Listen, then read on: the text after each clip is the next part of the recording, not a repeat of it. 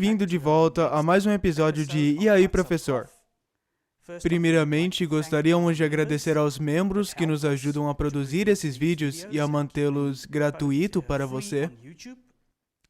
Muito obrigado, e se você deseja se tornar um membro, você pode seguir as instruções nos links que nós deixamos abaixo.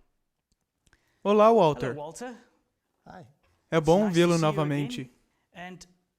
Nós tivemos alguns comentários em nosso vídeo anterior que mencionavam sobre as diferentes traduções da Bíblia.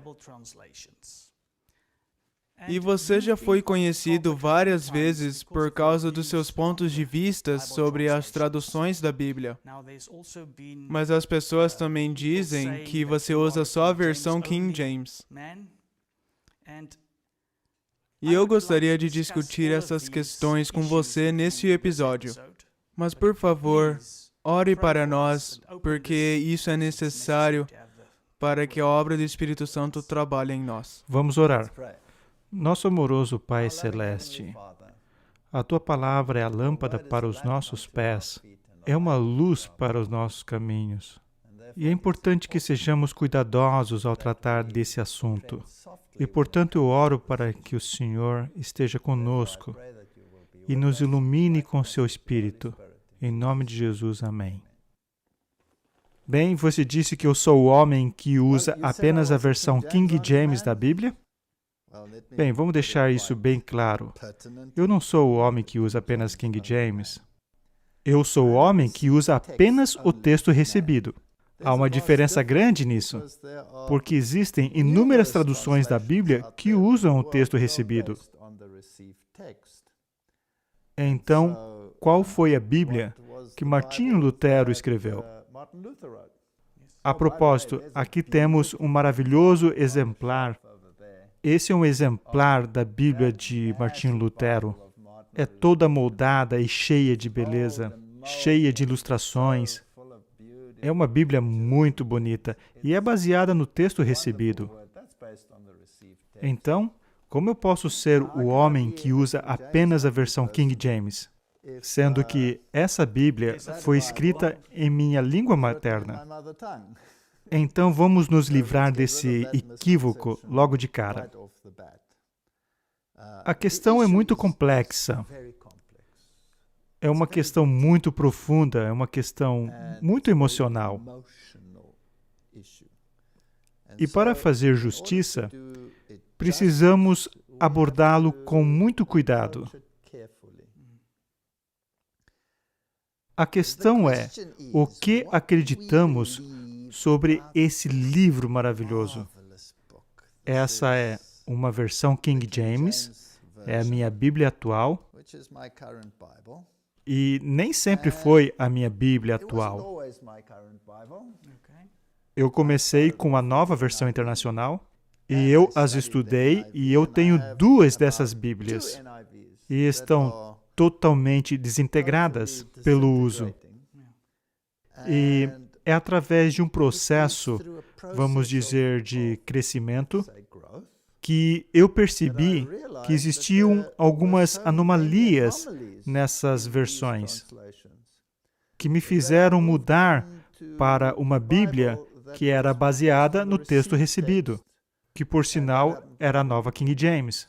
E eu tenho muitas King James, que também estão bem usadas, e, eventualmente, eu estou agora no texto recebido, na versão King James.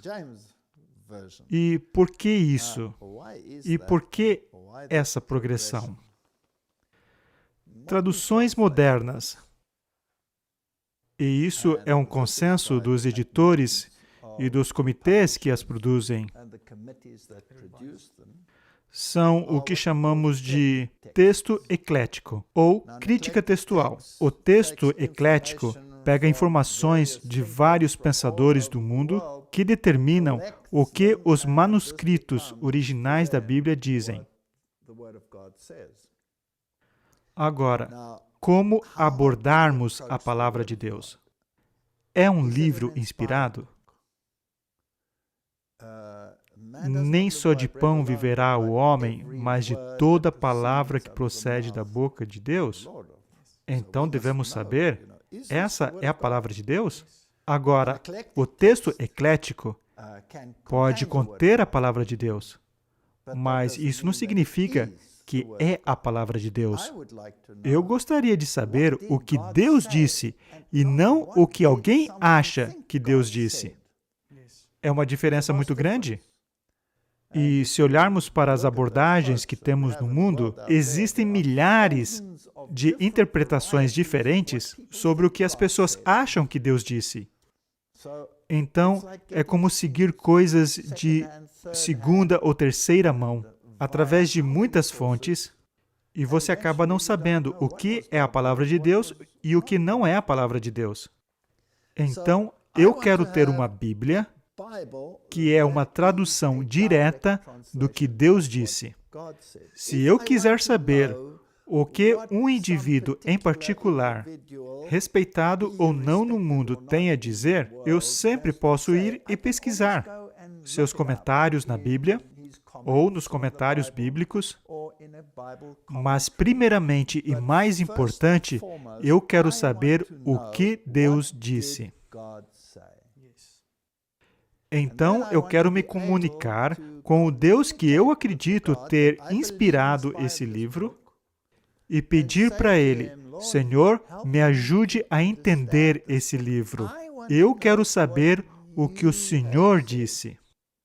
E se eu basear meus estudos nisso, então eu posso confiar no fato de que o Espírito Santo vai me guiar. Se eu não entender algo, no conselho de muitos, há sabedoria. E eu posso ver o que várias pessoas têm a dizer sobre aquela questão. Mas eu quero saber o que ele disse. Agora, há uma coisa a dizer sobre a inspiração desse livro. Inspiração sem preservação é inútil. Porque se a ortografia original foi inspirada e não foi preservada, então como eu sei que essa é a palavra de Deus? Poderia ter sido qualquer coisa, certo? Eu quero saber se essa é a palavra inspirada de Deus.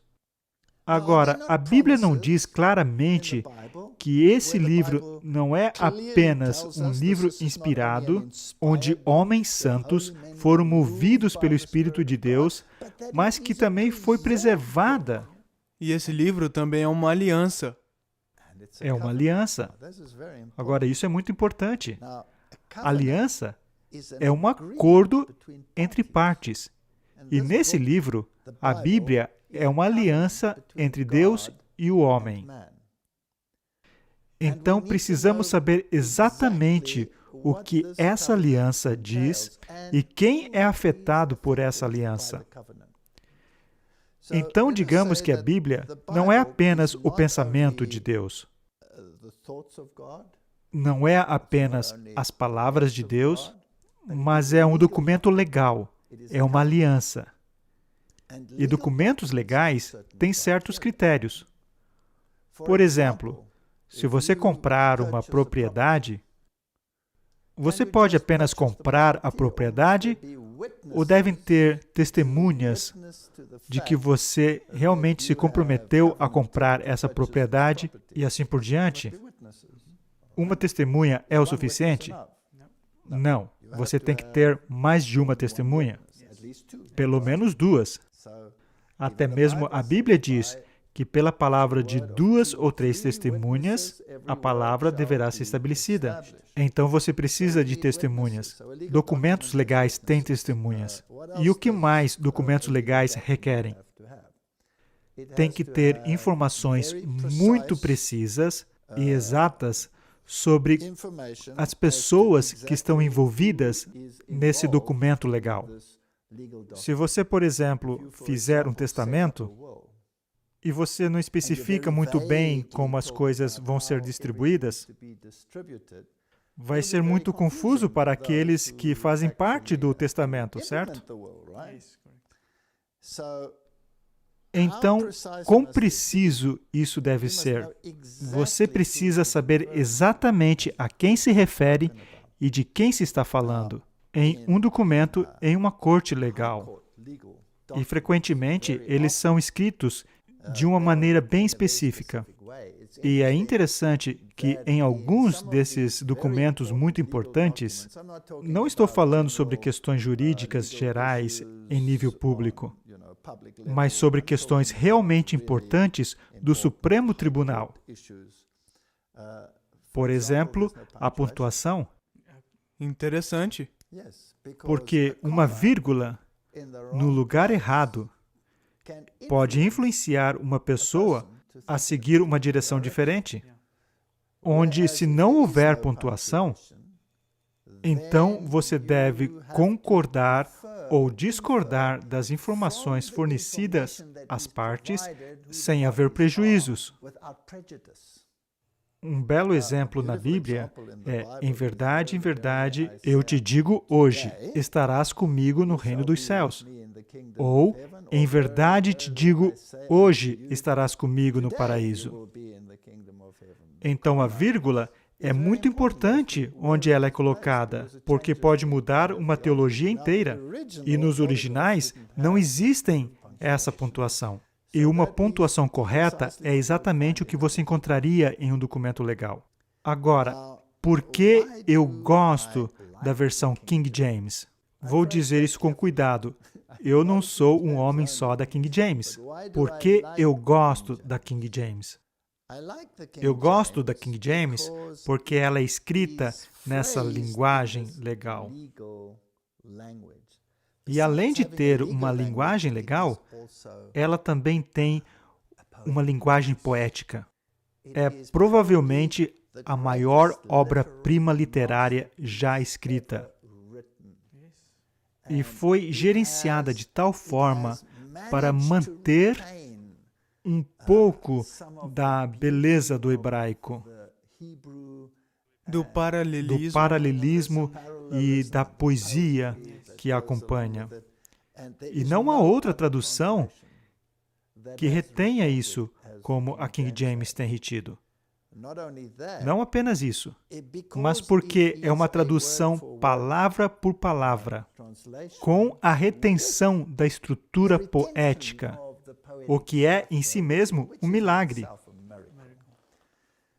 Você tem uma estrutura caiástica. E estrutura caiástica é frequentemente baseada em repetição, que encaixa certas ideias para destacar certas partes das Escrituras. E o hebreu é totalmente escrito em estrutura caiástica. Tanto no Velho como no Novo Testamento tem esses atributos. Agora, tem pessoas que dizem que a King James, ou os textos recebidos, são textos expandidos. Exatamente. Agora, por que não é um texto expandido? Porque os manuscritos, nas quais as traduções modernas se baseiam, são mais curtos. Então, qual é o critério certo? Por que nós nunca ouvimos as pessoas dizerem que as traduções modernas são traduções reduzidas? Agora, se esse é um texto expandido, então a outra se torna automaticamente normal. E se for o contrário? E se esse for o original e o outro for um texto encolhido? Por que a King James tem tanta repetição? Por exemplo, se você for ao livro de Apocalipse, onde diz eu sou o Alfa e o Ômega, e o versículo continua e termina com eu sou o Alfa e o Ômega. E as pessoas dizem, isso são repetições desnecessárias? Vamos tirar. Uma vez é o suficiente. Me desculpe, mas se você remover essas repetições, você destrói o quiasma. Então, a forma expandida é a correta ou a forma condensada é a correta? Na minha opinião, este não é um texto expandido. Este é o texto original. Agora, o que mais é importante em uma aliança? Você estava falando agora sobre os textos recebidos. Qual que é a diferença entre os textos recebidos e os textos que são usados para as traduções modernas? Existem basicamente dois tipos de manuscritos no mundo hoje. Um é o texto bizantino e o outro é o texto egípcio, texto de Alexandria. São cerca de 45 manuscritos, basicamente, que foram encontrados no deserto do Egito. E é incrível para mim que as pessoas digam que Deus preservou sua palavra no deserto do Egito. E que agora, nos finais dos tempos, nós cavamos e os encontramos. É a declaração mais ridícula que eu já ouvi em minha vida. O texto bizantino é o texto usado em Antioquia, por exemplo, que foi onde a primeira igreja estava, e de lá se espalhou para o mundo inteiro, até a Índia, a China, e todos eles. Então foi para a Europa. Esse foi o texto usado pela igreja primitiva. Agora, a versão de Alexandria era usada em Alexandria e em Roma. Então, Roma agora se torna a conexão principal desses textos achados no deserto, porque Alexandria já não existe mais. Agora, Deus preserva sua palavra na areia do deserto para que algumas gerações no futuro as desenterrem em uma versão moderna, ou ela é preservada sendo implantada na mente dos homens através de várias gerações? Essa é uma questão muito importante. Então, o que aconteceu com esse povo antes do tempo de serem descobertos? Deus os deixou sem Exatamente. testemunha? Então, Deus as deixou sem testemunha? Isso não faz nenhum sentido. Então, quem é o eixo da palavra de Deus? É a hierarquia orgulhosa em Roma? Ou a palavra de Deus veio através dos bizantinos até a Europa, com pessoas associadas aos apóstolos desde o começo, e foram aqueles que nutriram e mantiveram a palavra de Deus viva na mente dos homens. E eles estavam preparados para morrer pela palavra que eles tinham em mãos. E nós temos uma fonte chamada Espírito de Profecia. E o Espírito de Profecia nos diz claramente quais foram os que mantiveram a palavra de Deus sem adulteração: os valdenses. Então, existem todos esses argumentos que dizem que eles chegaram muito tarde. Não, os valdenses vêm desde o primeiro e o segundo século. E você vai ter que negar esses escritos para poder mudar essa visão. Então, talvez eu vou ler para vocês uma declaração sobre essa questão. E está no Grande Conflito Condensado. Vamos deixar o link na descrição para você. As igrejas valdenses se assemelhavam à igreja dos tempos apostólicos, rejeitando a supremacia do Papa e do prelado. Eles tinham a Bíblia como a única autoridade infalível. Seus pastores, diferentemente dos nobres sacerdotes de Roma, alimentavam o rebanho de Deus, levando-os aos pastos verdejantes e fontes vivas da sua santa palavra. As pessoas se reuniam não em magníficas igrejas ou grandes catedrais, mas nos vales alpinos ou em tempos de perigo, em alguma fortaleza rochosa, para ouvir as palavras da verdade dos servos de Cristo.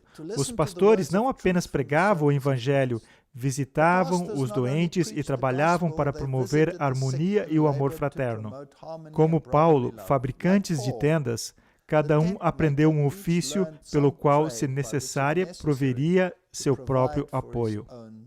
Na página 43 diz: sua crença religiosa foi fundamentada na palavra de Deus.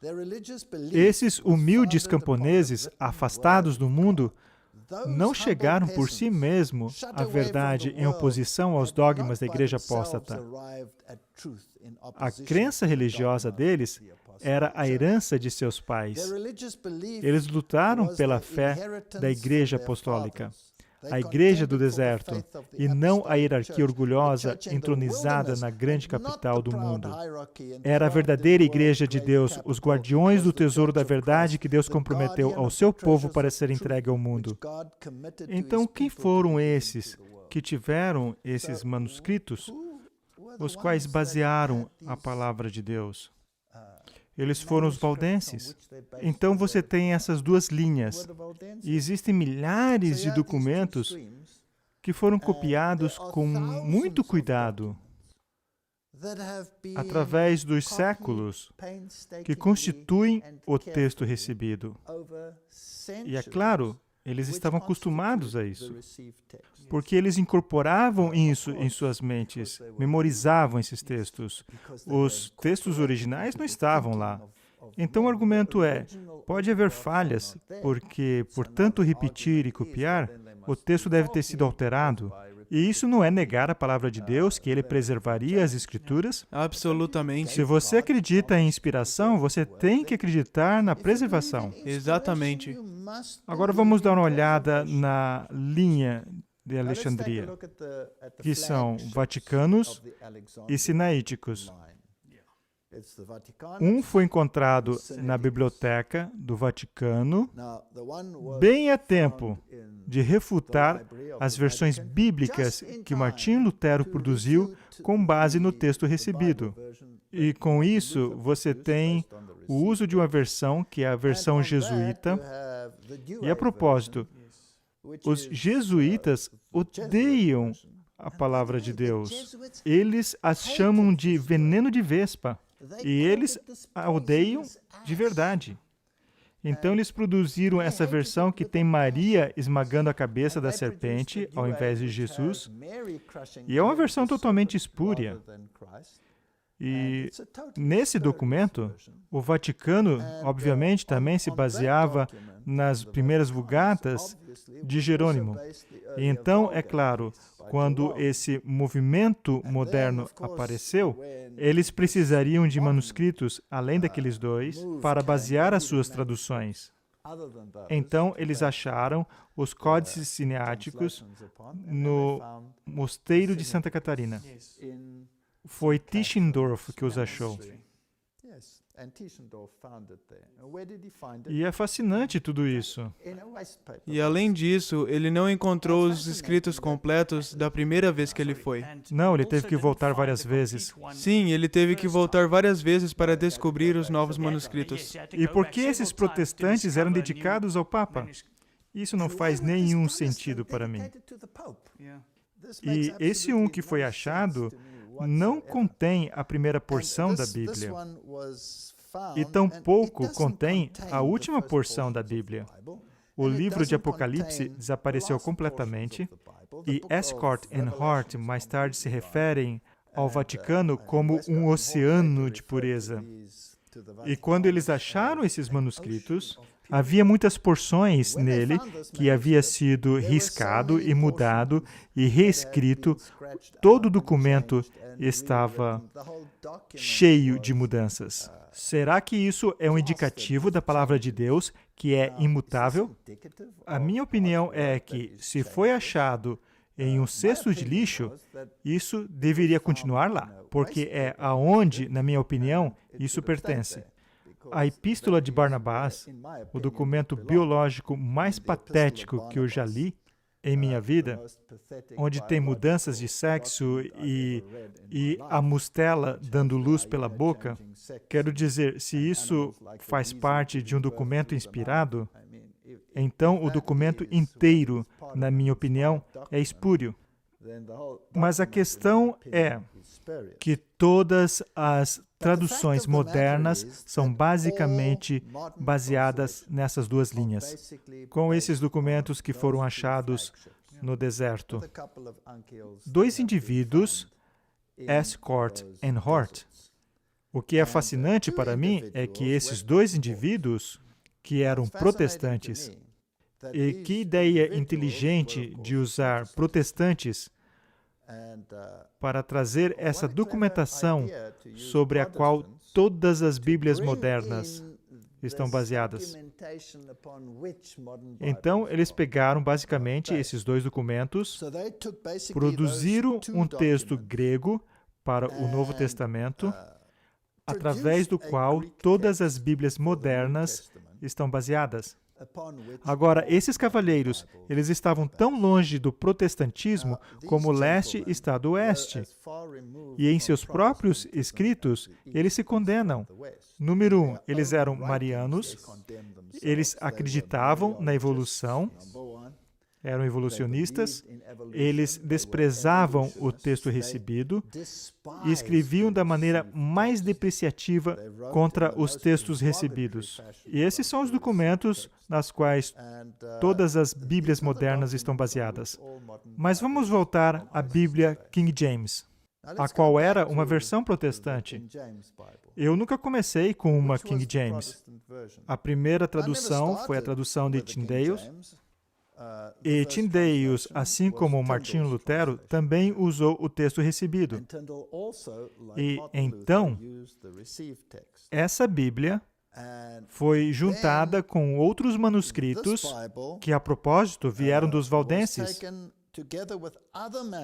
E em Genebra, onde os protestantes foram exilados, a tradução da Bíblia, uma das primeiras, a propósito, foi a tradução francesa, onde a Douay era a base. E foi baseada em manuscritos valdenses. A Bíblia de Genebra, a versão em inglês, foi baseada nas traduções de Tyndale e Coverdale. E eles produziram a Bíblia de Genebra, que foi a Bíblia preferida por muitos anos pelos protestantes.